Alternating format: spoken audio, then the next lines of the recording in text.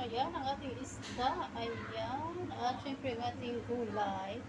At ang ating prutas. So ito po ay steam lang natin ito sa tubig. No?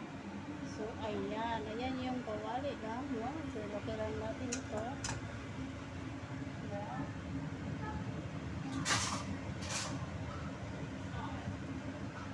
So 25 hanggang 10 minutes lang ito. Ayan, atin lang po takpan. Napakabilis lang naman po ito. At maluluto na siya. At ayan naman ang ating para sa gulay. Ayan, lagyan ko ng sibuyas, luya at saka bawang. Ayan. So papalabasan lang natin yung amoy niya. Ayan, para yung amoy niya malabas, mabango. Ayan, ano. So, kunti-kunting brown lang. Bago natin ilagay ang ating vegetable. Ito, yung vegetable natin. Ito, parang marami ito. Ayan. Marami na nga ito.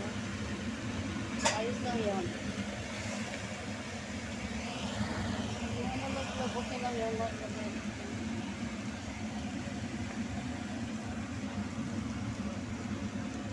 So, healthy food tayo.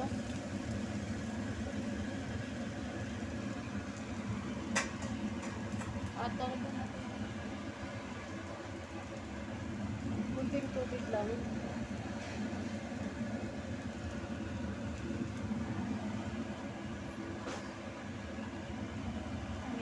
Pa yung isda natin, diba? Yan, no? So, go for 5 minutes. Dahil yan ay naabot na siya ng patayin na natin siya.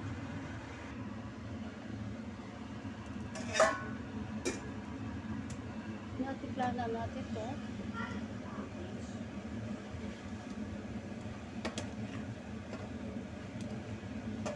Yan, so luto na to. Yan, luto na yan, no? Yan, okay na yun siya. Timpla na, meron na yung asin, seasoning, at saka oyster. At atin na yung papatayin. Ito, no? At dito tayo ngayon. So, maglagay tayo ngayon, no? Mantika. Para naman ito sa ating yan, kunti-kunti ka. Yan. Yan, gisa ko lang sibuyas. Yan, bago natin ilagay sa isda. Yan. Yan, dahil meron na yan, halagyan lang natin ng yan, mantika, ay tuyo. Yan, yan yung panglasa niya. Ayan.